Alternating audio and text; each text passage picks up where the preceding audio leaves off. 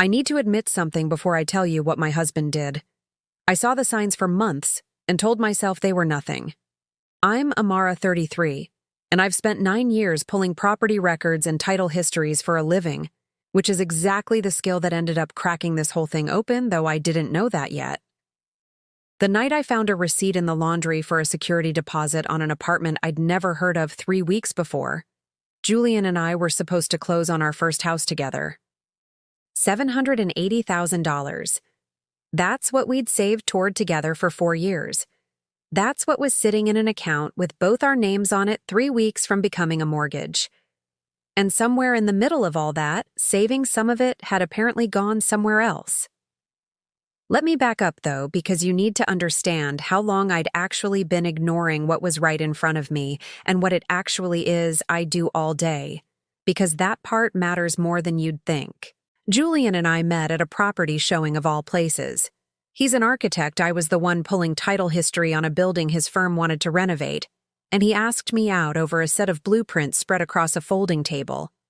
I remember thinking at the time that it was the most unromantic meet-cute imaginable, two people arguing over an easement line, and somehow that argument turned into coffee, and the coffee turned into 4 years married 6 together. Our first apartment was small enough that we kept the good dishes in a box under the bed. I did title work part-time back then, still building my client list, and Julian would come home from long days at a firm that didn't yet know how good he was, and sketch redesigns of our own kitchen on the backs of takeout receipts just for fun, just because he liked imagining better versions of small spaces. I used to think that habit said something good about him, that he could look at something ordinary and see what it could become. I think about that habit differently now. He proposed on a walkthrough of a property that had fallen apart, actually one of those houses that had been sitting empty for 2 years and had water damage in the ceiling, and a foundation crack a good inspector would have flagged in the first 5 minutes. He'd talked our way into seeing it some client connection just for fun, just to look. Halfway through the second floor, he got down on one knee in a room with no working light fixture and said something about how he didn't need a good property. He just needed the right one. And I've thought about that line a lot over the last month in ways I never expected to. His mother, Genevieve, liked to tell people she knew he'd marry me the first time he brought me to dinner, because I was the only person who'd ever corrected her about a property line without apologizing for it first. I do title and records work for a mid-size firm downtown, the kind of job where I spend most days tracing who actually owns what, which LLCs are shells for which people, which liens are real, and which ones are somebody trying to hide something. A few months before all this started, I'd handled a case for a client who'd bought a commercial building only to discover 6 months in that the seller had structured 3 separate LLCs specifically to hide a code violation from the buyer's due diligence. It took me 4 days of pulling filings to untangle it, and I remember feeling almost proud walking my client through the paper trail, showing them exactly how someone had tried to bury a problem under layers of paperwork designed to look boring enough that nobody would look twice. I'm good at that work.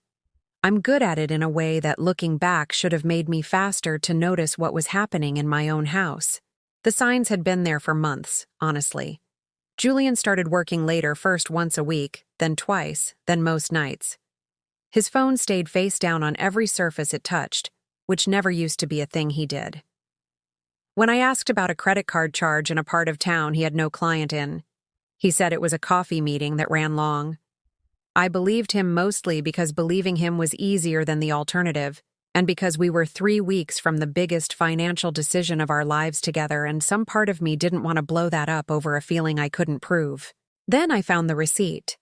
It was in the pocket of a jacket I was moving from the dryer, a printed confirmation for a security deposit address, unfamiliar, dated 4 months earlier. I stood in our laundry room holding it for a long time before I did anything at all. Stick with me here, because what I found out over the next 3 weeks didn't just answer one question. It kept answering into bigger ones. I didn't confront him that night. I told myself I needed to know more before I said anything, which was true, but it was also the same instinct that had let me ignore the signs for months in the first place, the instinct to gather more evidence instead of just asking the question out loud. I called my sister Zainab 2 days later, the only person I told anything to before I had proof of anything. She's not in this line of work at all. She manages a dental office, but she's always been the person I go to when I need someone to just listen without immediately telling me what to do. I read her the receipt over the phone.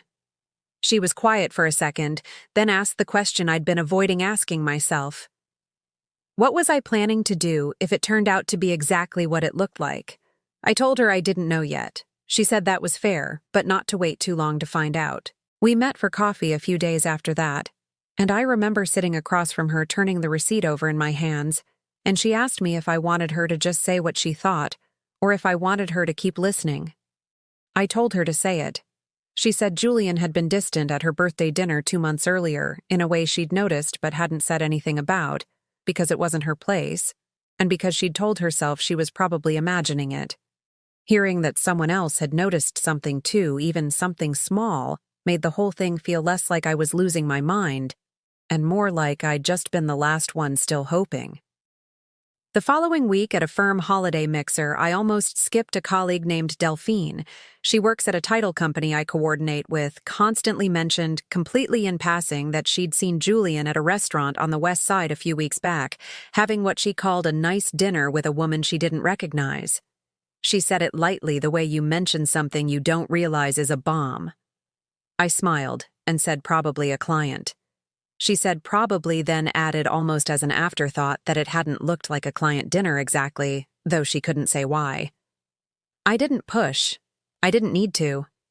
Something in the way she said it told me she'd already noticed more than she was saying out loud. That was the first public thread. It didn't prove anything on its own, but it lined up exactly with a night Julian had told me he was stuck at the office finishing permit drawings. I started doing what I actually know how to do. I pulled the address off that laundry receipt and ran it the same way I'd run any property for work ownership history LLC filings lease structure. It took me less time than I want to admit. The lease wasn't in Julian's name. It was held by an entity called Ashgrove Holdings LLC, a name I'd never heard registered 8 months earlier. An unfamiliar name attached to a property doesn't automatically mean anything. Most of what I trace for clients turns out to be boring: a rental company, a family trust, nothing dramatic. I told myself this could still be nothing. I kept looking anyway. 2 nights later at Julian's mother's house for a birthday dinner, I almost canceled on Genevieve mentioned out of nowhere how proud she was that Julian had finally used the property tip she'd given him 2 years back. Some building near the river, she said she'd heard was a good buy through a friend. I asked which building. She named a street. It was 3 blocks from the address on the receipt. Nobody at that table thought anything of the comment except me. I sat there smiling and asking normal follow-up questions while my stomach did something I didn't have a name for yet. Genevieve kept talking something about how Julian had always had a good eye for property just like his father. And I nodded along and passed the potatoes and thought about how strange it is the way a completely ordinary compliment can sit right next to something that's about to blow your whole life apart, and nobody else at the table can tell the difference. That's the thing about finding pieces of something slowly. You keep hoping the next piece will make the whole picture smaller instead of bigger. Mine kept doing the opposite. I need to pause here for a second and tell you something because I think some of you already know this feeling.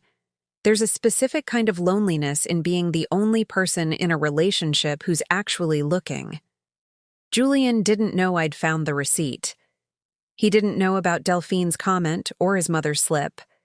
He went on for another full week acting completely normal, kissing me goodnight, talking about paint colors for a house I was starting to suspect he had no real intention of actually building a life with me in. I want you to sit with that for a second, because it's the part that still gets to me the most even now. I pulled the Ashgrove Holdings registration in full the next morning at work on my own time, not through the firm's system, because I didn't want a trail anyone else could see. The LLC's registered agent, the person legally responsible for the entity, wasn't a lawyer or a formation service like most of these are. It was Julian.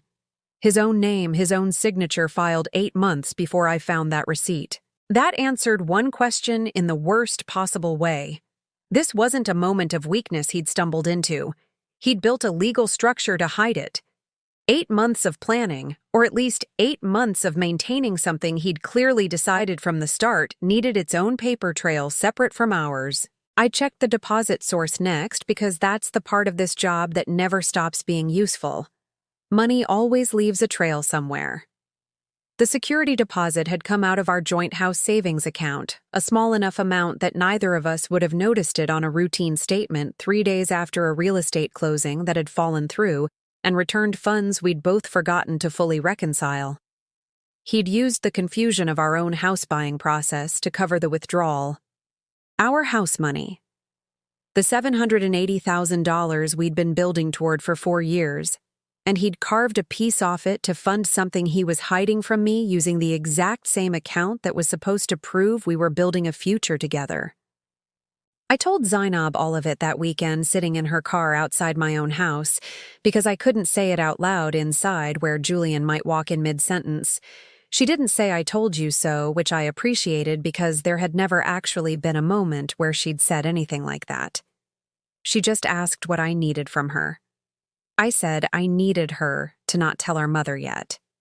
She agreed, and then she asked if I wanted her to come with me when I finally confronted him. I told her no, not yet. I still needed to see it myself first. I didn't say anything to him yet. I told myself I needed to actually see it the way I'd need to see a property in person before signing off on a title report, no matter how clean the paperwork looked on paper. 2 nights before our scheduled closing, I told Julian I had a late showing for a client. I drove to the address on the receipt instead and sat in my car across the street. I brought a coffee I never drank and a playlist I turned off within the first 10 minutes because I couldn't focus on anything except the front door. Around 8, a woman let herself into the building with her own key.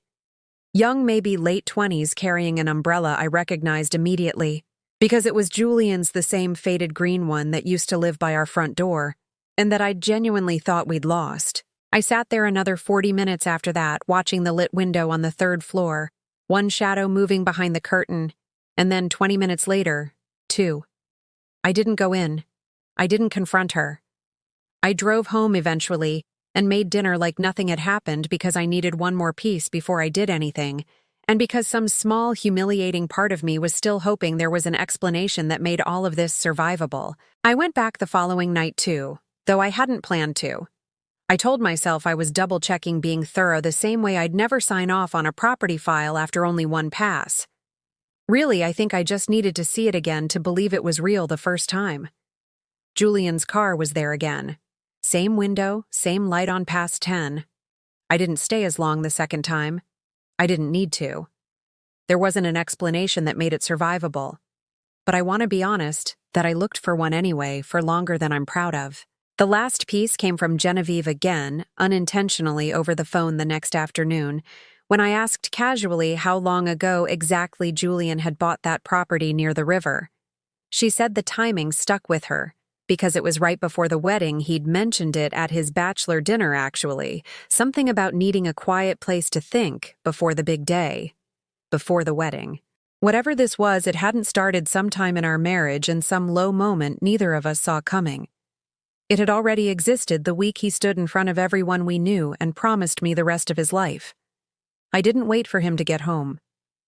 I called Farah Whitlock, a real estate attorney I'd worked with on a dozen closings, and had her walk me through exactly what the house fund withdrawal meant for our closing for the joint account, for everything we were 3 weeks from signing our names to together. She was blunt with me in a way I needed. She said the legal side was actually the simplest part of what I was about to deal with, and that I should focus on getting through the conversation with Julian first, because the paperwork could wait a few days and my own head couldn't. Then I printed everything. The LLC filing, the lease, the withdrawal record, all of it in a folder. The same kind of folder I hand a client when I'm about to tell them a property they love has a problem they can't ignore. Julian came home around 7. I was sitting at the kitchen table with the folder closed in front of me. He asked how the showing went. I told him there wasn't one. I slid the folder across the table. The same table where 4 years earlier he'd slid me the first set of house listings we'd looked at together the night he said, "This is us building something real." I hadn't planned that mirror. It just happened, and once I noticed it, I couldn't unnotice it. This is us building something real too, I said. He opened the folder. I watched every stage of his face change as he went through it, confusion, then recognition, then the particular stillness of someone realizing there's no version of the next sentence that makes this smaller. He didn't deny any of it. He said her name was Wren. He said it had started before the wedding, that he'd meant to end it a dozen times, that somewhere along the way maintaining two lives had started to feel less like a decision and more like a routine he didn't know how to interrupt. I asked him directly if he'd thought about calling off the wedding instead. He didn't answer that one for a long time. Eventually, he said he thought he could make himself want only one life if he just committed hard enough to the version everyone expected. I asked how the apartment fit into that plan, if he really thought he could commit his way out of it while still paying rent on somewhere else. He didn't have a good answer for that one either. I didn't ask if he loved her. I didn't need that answer to know what I already knew about the last 4 years of my own marriage. We sat there a long time after that, neither of us saying much. At one point, he reached for my hand across the table, and I moved it before he could. It wasn't dramatic.